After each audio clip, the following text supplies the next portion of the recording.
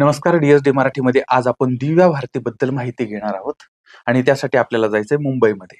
तर मुंबई या विभागामध्ये एक विमा अधिकारी होते, त्यांचं नाव आहे ओम प्रकाश भारती. एक मोठे अधिकारी होते ते. त्यांची 2 लग्न झालेली होती.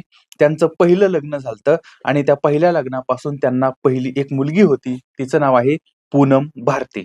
त्यानंतर त्यांचं दुसरं लग्न झालं आणि दुसरी पत्नी आहे, त्यांचं नाव आहे मीता.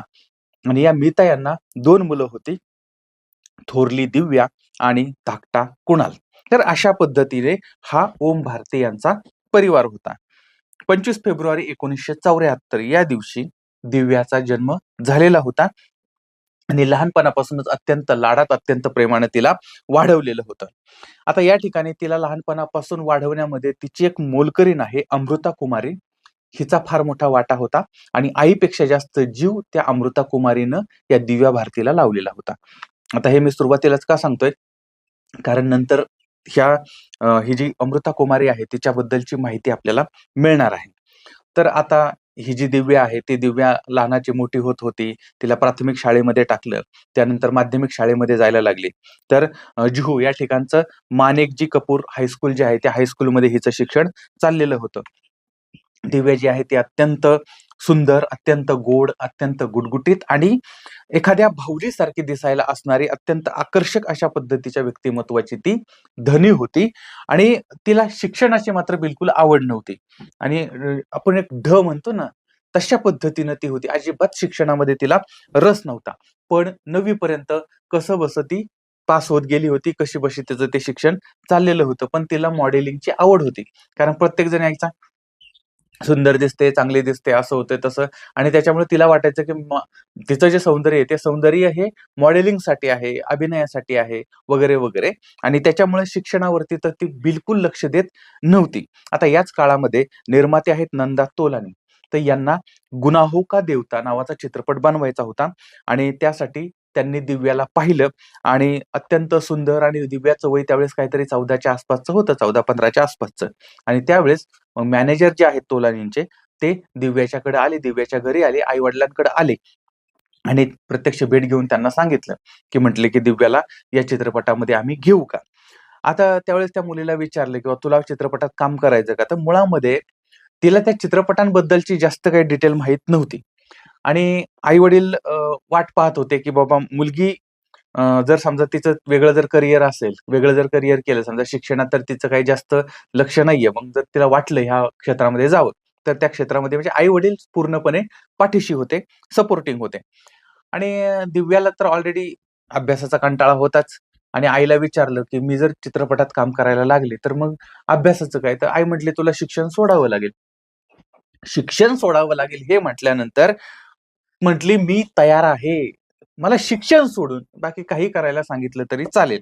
आणि त्या पद्धतीनं शिक्षण सोडावं याच्यासाठी ती चित्रपटसृष्टीमध्ये आली. हे नंतर तिच्या आई-वडिलांनी मुलाखतीमध्ये सांगितलेलं होतं. आणि त्यावेळेस ती 9वी मध्ये होती. 9वीतनं तिची शाळा सुटलेली आहे. आणि 1988 मध्ये नंदा तोलानी यांनी तिला साइन केलेलं होतं. आता त्याच्यामध्ये साइन म्हणजे काय असतं, साइन अमाउंट म्हणजे काय असतं किंवा त्याची प्रोसिजर काय असते याच्याबद्दलची काहीही माहिती तिला नव्हती. पण शेवटी तिने त्या सगळ्या गोष्टी समजून घेतल्या, उमजून घेतल्या. एवढं लहान वय, आता 14-15 वर्षाचं नकळतं वय होतं आणि तिची या चित्रपटासाठी आता निवड झालेली आहे. आणि दुर्दैव की पहिलाच चित्रपट होता, पण काहीतरी अडचण आली, काहीतरी प्रॉब्लेम आला आणि हिची जी भूमिका आहे, ती भूमिका संगीता बिजलानी यांना देण्यात आली आणि त्यांनी ती भूमिका केलेली आहे. नाही तर दिव्याचा हा पहिला गुनाहो की देवता हा पहिला चित्रपट, गुनाहो का देवता हा पहिला चित्रपट झाला असता, पण दुर्दैवाने तो झाला नाही. आता एक प्रसंग असा सांगितला जातो, की एकदा काय झालं, दिव्या जी आहे ती एका व्हिडिओ लायब्ररीमध्ये गेली होती आणि तिथं गेल्यानंतर तिचं काहीतरी काम चाललं होतं किंवा काहीतरी व्हिडिओ कॅसेट वगैरे घेत असेल आणि त्यावेळेस गोविंदा जे आहे, त्या गोविंदाचा भाऊ, त्यांचं नाव आहे कीर्तिकुमार. त्या कीर्तिकुमार यांनी ह्या दिव्याला पाहिलं. पाहिल्यानंतर तिचं ते अरसपाणी सौंदर्य आणि म्हणजे एक अत्यंत सुंदर अशी अभिनेत्री त्यांना त्याच्यामध्ये दिसायला लागली आणि मग त्यांनी तिला विचारलं, की "तू चित्रपटात काम करणार का?" हिनं होकार दिला आणि राधा का संगम नावाचा चित्रपट तिला मिळालेला होता. आता दिव्या जी आहे ती अत्यंत लहान होती, अबोध होती. अभिनयाबद्दलचं तिला जास्त काही माहीत नव्हतं. तिला काही जास्त डान्स पण जमत नव्हता आणि त्यावेळेस मग अनेक महिने यांनी तिला प्रशिक्षण दिलं, शिक्षण दिलं, डान्सचं शिक्षण दिलं, अभिनयाचं शिक्षण दिलं. हे सगळं झालं आणि आता त्या शूटिंगला सुरुवात झाली. शूटिंगला सुरुवात झाली, पण हिचं बालसुलभ स्वभाव म्हणजे थोडक्यात बालिशपणा किंवा मॅच्युअर नव्हती त्यावेळेस. आणि त्यामुळे मग तिचे काही असे म्हणजे लहान मुलं जसं वागतं तशा पद्धतीनं ती वागायची. आणि त्याच्यामुळे काय झालं, चित्रपट हळूहळू लांबायला लागला आणि चित्रपटावरती प्रचंड खर्च व्हायला लागला होता. आणि या चित्रपटासाठी ती गंभीर नाही असं त्यांना वाटायला लागलं, म्हणजे कीर्ती कुमार यांना. आणि त्यामुळे मग त्यांनी हिला रिप्लेस केलं आणि त्या ठिकाणी जुही चावलाला घेतलं आणि चित्रपट पूर्ण केला. अशा पद्धतीने दुसरा सुद्धा बॉलिवूडचा चित्रपट जो आहे तो तिला मिळाला होता, पण तो मिळाला नाही आणि 2 चित्रपट तिच्या हातातून निघून गेले. आता साधारणपणे हे चाललेलं असतानाच तिला अजून एक संधी चालून आली होती. दक्षिणेमधले निर्माते डी. रामनायडू, तर ह्यांचा मुलगा होता डुग्गुपती व्यंकटेश. तर त्या मुलाला लॉन्च करायचं होतं. त्याचा पहिला चित्रपट होता आणि त्यांना एक नवीन चेहरा पाहिजे होता आणि त्यावेळेस मग तेलुगू चित्रपट बनवायचा होता आणि त्यासाठी त्यांनी दिव्याला साइन केलेलं होतं. दिव्याला त्या चित्रपटासाठी विचारलं, हिनं होकार दिला आणि तो तेलुगू चित्रपट होता बोब्बिली राजा. हा 1990 साली आलेला चित्रपट होता आणि तो आंध्र प्रदेशमध्ये इतका सुपरहिट डुपरहिट झाला होता की एका रात्रीमध्ये दिव्या जी आहे ती तेलुगूची सुपरस्टार बनलेली होती. म्हणजे अगोदरचे 2 तिला जो चित्रपट गेले होते, पण नंतरचा तिसरा चित्रपट जो आहे त्याने ती सुपरस्टार झाली तेलुगूमध्ये. आणि यानंतर मग तिला तमिळमध्ये नीला पेन्ने हा चित्रपट मिळाला. त्याच्यामध्ये ती यशस्वी झाली. त्यानंतर तेलुगूमध्ये सॉरी तमिळमध्ये तिला मिळाला होता नीला पेन्ने, हा यशस्वी झाला. तेलुगूमध्ये तिला मिळाला असेंब्ली रावडी, हा सुद्धा यशस्वी झाला. त्याच काळामध्ये तिला रावडी अल्लाडू हा चित्रपट मिळाला. धर्मक्षेत्रम या चित्रपटात तिनं काम केलं आणि हे सगळे चित्रपट सुपरहिट झालेले होते. तमिळ, तेलुगू असे वर्षभरामध्ये तिचे 4-5 चित्रपट आले आणि ते 4-5 चित्रपटही सुपरहिट झालेले होते. आणि 1992 मध्ये आलेला चित्तम्मा मोगडू हा जो चित्रपट होता, त्या चित्रपटातली तिची जी भूमिका होती ती इतकी जबरदस्त होती की तिला त्यावेळेसचा प्रतिष्ठित नंदा स्पेशल ज्युरी अवॉर्ड जो आहे तो मिळालेला होता. म्हणजे अशा पद्धतीनं दक्षिणेमध्ये तिला यश मिळायला लागलेलं होतं. ती तिथली टॉपची हिरोईन बनलेली होती आणि हळू-हळू मग त्याचे लोन बॉलिवूडमध्ये सुद्धा पोहोचलेले होते आणि मग अनेक हिंदी निर्माते तिच्या पाठीमागं लागलेले होते.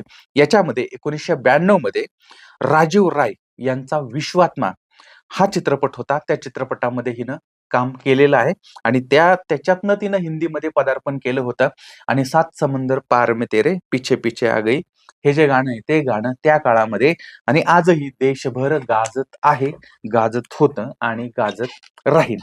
आणि यानंतर मात्र तिला चित्रपटांची अशी लाईनच लागली होती. 1992 हे वर्ष दिव्या भारती वर्ष म्हणून ओळखलं जातं चित्रपटसृष्टीमध्ये. कारण एकाच वर्षामध्ये 12 महिन्यामध्ये 12 पेक्षा जास्त चित्रपट तिचे प्रदर्शित झालेले होते आणि एकदा तर असं झालं की या आठवड्याला एक चित्रपट, पुढच्या आठवड्याला एक चित्रपट, त्याच्या पुढच्या आठवड्याला एक चित्रपट, सलग 3 आठवडे 3 चित्रपट आलेले होते आणि 3ही चित्रपट सुपर डुपर हिट झालेले होते आणि त्यामुळे तिचं इतकं प्रचंड नाव झालं होतं आणि संपूर्ण देशभर दिव्या भारती असं सगळं चाललेलं होतं. आणि याच काळामध्ये तिला अवॉर्ड मिळाला होता फिल्म फेअरचा Lux new face of the year, म्हणजे त्या वर्षाचा तो अवॉर्ड आहे, तो अवॉर्ड तिला मिळाला होता. अशा पद्धतीनं दिव्या भारतीच्या यशाची कमान ही आता चढती होती, वाढती होती. प्रचंड पैसा मिळत होता, प्रचंड प्रसिद्धी मिळत होती आणि याच काळामध्ये आता तिच्या आयुष्यामध्ये एक नवं वादळ येणार होतं आणि तिचे आई-वडिलांबरोबर ती वाद होणार होते. ती तिचं दिव्या भारती हे नाव बदलणार होती.